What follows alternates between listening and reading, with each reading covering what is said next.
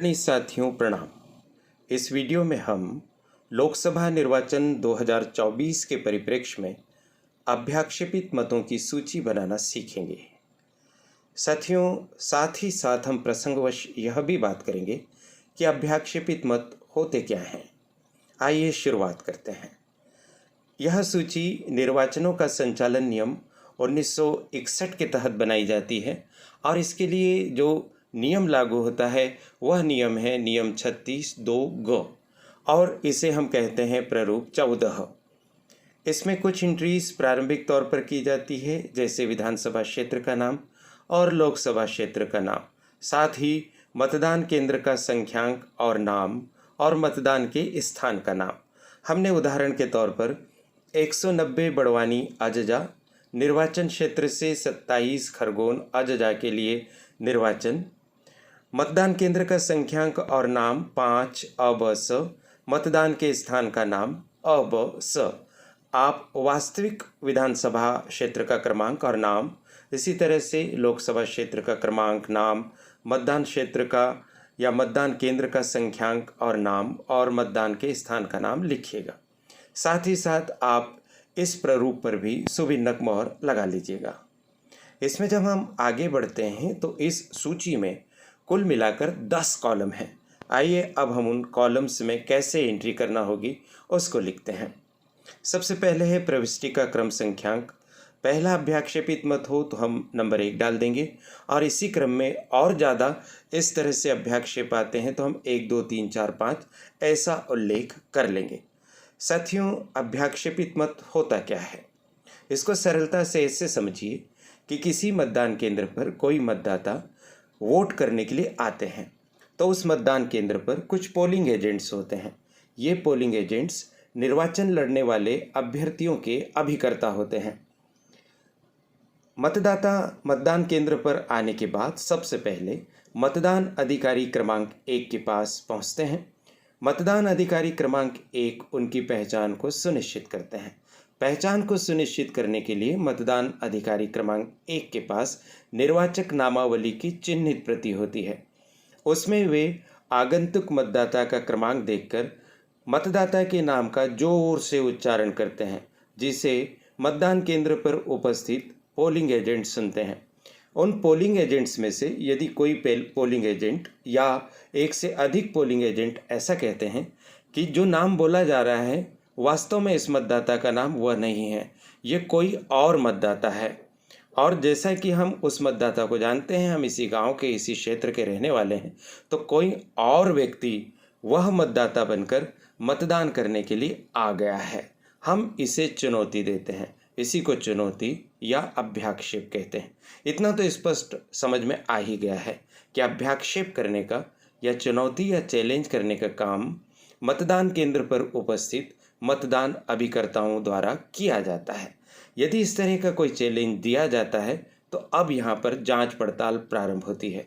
पीठासीन अधिकारी महोदय इस प्रकरण को अपने हाथ में ले लेते हैं और साथ में कुछ प्रक्रियाएं करते हैं, जैसे जिस एजेंट ने आक्षेप लगाया है उस एजेंट को आक्षेप लगाने के लिए शुल्क देना होता है, निक्षेप का प्रतिदाय करना होता है, जो राशि जमा करना होती है, और ये राशि होती है 2 रुपये की राशि। इस राशि को प्राप्त करते हुए पीठासीन अधिकारी एक रसीद भी आक्षेप लगाने वाले एजेंट को प्रदान करते हैं।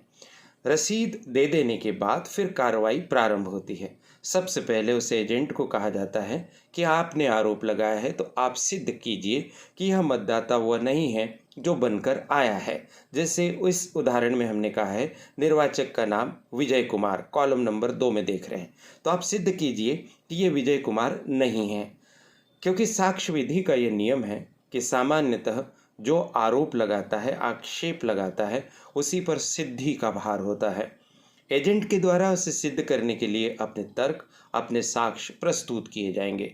इसके पश्चात पीठासीन अधिकारी अब उस मतदाता को अवसर देंगे कि वो अपने पक्ष में बात रखे कि वह विजय कुमार ही है, क्योंकि प्राकृतिक न्याय का सिद्धांत है कि दूसरे पक्ष को सुने बिना किसी भी प्रकार के निर्णय पर नहीं पहुंचना चाहिए।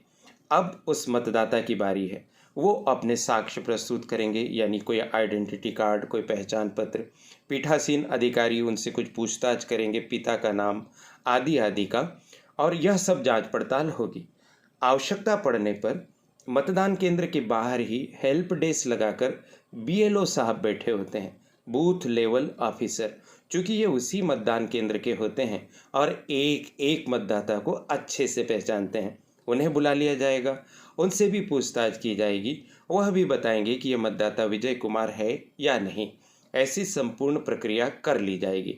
अब दो में से कोई एक निष्कर्ष निकलेगा, या तो मतदाता वही है जो बनकर आया है, या फिर मतदाता वह नहीं है जो बनकर आया है। इन दो निष्कर्षों के आधार पर आगे की कार्रवाई होगी। जैसे अगर ये सिद्ध हो जाता है कि विजय कुमार वस्तुतः विजय कुमार ही है, तो फिर विजय कुमार को मतदान करने की अनुमति दे दी जाएगी। अन्य प्रक्रिया विधिवत होते हुए, यानी शाही लगाई जाएगी, मतदाता रजिस्टर पर एंट्रीज की जाएंगी, हस्ताक्षर होंगे, मतदाता पर्ची बनेगी और वो मतदान करके मतदान केंद्र से चले जाएंगे। लेकिन अगर इससे विपरीत सिद्ध हुआ कि वो विजय कुमार नहीं निकले, तो अब कानूनी कार्रवाई का सामना ऐसे मतदाता को करना होगा। कानूनी कार्रवाई करने के लिए बाकायदा पुलिस थाने को एक पत्र लिखा जाता है और फिर ऐसे मतदाता को, ऐसा मतदाता बनकर आया हुआ व्यक्ति पुलिस अभिरक्षा में सौंप दिया जाता है। कानूनन कार्रवाई उसके ऊपर होती है। इन दो स्थितियों में से किसी एक स्थिति पर पहुंचकर पीठासीन अधिकारी को तुरंत ही अपना निर्णय देते हुए आदेश पारित करना होता है। चलिए आगे बढ़ते हैं। अब समझ गए आप अभ्याक्षेपित मत होता क्या है। इसमें देखिए हमने क्या किया है। नामावली के भाग का क्रम संख्यांक, आप तीसरा कॉलम देख रहे हैं। इसमें आपको बताना है कि नामावली का भाग संख्यांक क्या है। मतदान केंद्र का संख्यांक और नामावली का भाग संख्यांक एक ही होता है। यहाँ उदाहरण में मतदान केंद्र भी 5 है, तो नामावली का भाग संख्यांक भी 5 आएगा। उस भाग में निर्वाचक के नाम का क्रम संख्यांक, यानी निर्वाचक नामावली में किस क्रम पर मतदाता का नाम और अन्य विवरण दर्ज है, वो लिखना होगा। हमने यहाँ 19 लिखा है। इसके बाद आप देखिए कॉलम नंबर 5, जिस व्यक्ति के खिलाफ अभ्याक्षेप किया गया है उस व्यक्ति के हस्ताक्षर या अंगूठे के निशान, यानी जो व्यक्ति मतदाता बनकर आया है और जिसके खिलाफ अभ्याक्षेप किया गया है उसका या तो अंगूठे का निशान लगवाया जाएगा, अशिक्षित है, और यदि वो शिक्षित है, हस्ताक्षर कर सकते हैं, तो यहाँ 5वें कॉलम में उनके हस्ताक्षर लिए जाएंगे। अगला छठा कॉलम है, जिस व्यक्ति के खिलाफ अभ्याक्षेप किया गया है उस व्यक्ति का पता, यानी इस उदाहरण के अनुसार विजय कुमार कहाँ के रहने वाले वो लिखा जाएगा। यहाँ हमने अवश्य लिखा है। आपको इनका विवरण इनके ईपिक में भी मिल जाएगा और साथ ही साथ निर्वाचक नामावली में भी इनका उल्लेख मिल जाएगा। यदि कोई पहचानने वाला है तो उसका नाम लिखिए। हमने यहाँ पहचान कराने के लिए महेश नामक बीएलओ की सहायता ली थी, तो हमने महेश का नाम लिख दिया है। न हो कोई तो यहाँ पर डेस लगा दीजिए कि कोई नहीं है, या निरंक लिख दीजिए। अभ्याक्षेपकर्ता का नाम, यहाँ पर उस एजेंट का नाम आएगा जिसने अभ्याक्षेप किया है। यहाँ हमने सुरेश लिख दिया। मान लीजिए कि सुरेश एक एजेंट है जो 05 अवसर मतदान केंद्र पर किसी अभ्यर्थी के अभिकर्ता के तौर पर उपस्थित है। अब देखिए अगला पॉइंट आपके हिसाब से बहुत महत्वपूर्ण, पीठासीन ऑफिसर का आदेश। एकदम स्पष्ट आदेश यहाँ पर होना चाहिए, या तो अभ्याक्षेप सिद्ध होगा या अभ्याक्षेप सिद्ध नहीं होगा। अभ्याक्षेप सिद्ध होगा यानी आपने अभ्याक्षेप को स्वीकार कर लिया तो स्वीकृत हो जाएगा। अभ्याक्षेप सिद्ध नहीं हुआ यानी आपने अभ्याक्षेप को अस्वीकार कर दिया तो यहाँ पर अस्वीकृत हो जाएगा। इस प्रकरण में अभ्याक्षेप सिद्ध नहीं ऐसा आदेश पीठासीन अधिकारी का काल्पनिक है और वह लिख दिया अस्वीकृत, यानी अभ्याक्षेप को अस्वीकृत किया गया है। अंतिम कॉलम देखिए, निक्षेप का प्रतिदाय प्राप्त करने पर अभ्याक्षेपकर्ता के हस्ताक्षर, यानी जो 2 रुपया जमा होगा उसके हस्ताक्षर लेंगे। क्योंकि अभ्याक्षेप करने वाले व्यक्ति का नाम सुरेश है तो सुरेश यहाँ पर हस्ताक्षर करेंगे। निक्षेप का मतलब होता है साथियों जमा करना या डिपॉजिट करना। 2 रुपये की राशि डिपॉजिट की जाती है। इतना सब लिखने के बाद आगे और कुछ हो तो आप और एंट्रीज लिख दीजिए। कोई अभ्याक्षेपित मत नहीं आया तो यहाँ आप निरंक लिख दीजिए और निरंक लिखने के बाद इसको इसके लिए निर्धारित लिफाफे में रखिए। यानी इसे तैयार तो हर हाल में करना है, अभ्याक्षेप आए या ना आए, जो एंट्रीज हैं वो पहले करके रख लेना है। अभ्याक्षेप आते जाएंगे, लिखते जाएंगे, नहीं आएंगे तो जब हम सब पैकिंग का काम करेंगे तो लाइन खींचकर इस पर लिख देंगे निरंक। बाद में तारीख लिखेंगे निर्वाचन की, जैसे उदाहरण यहाँ 13 मई 2024 खरगोन लोकसभा क्षेत्र की निर्वाचन की तारीख लिखी है। पीठासीन ऑफिसर के हस्ताक्षर हो जाएंगे RK और उनका नाम लिख दिया जाएगा रमेश कुमार। ये सब काल्पनिक नाम हैं, आप वास्तविक नाम लिखिए। अपने निर्वाचन क्षेत्र के निर्वाचन की तारीख लिखिए।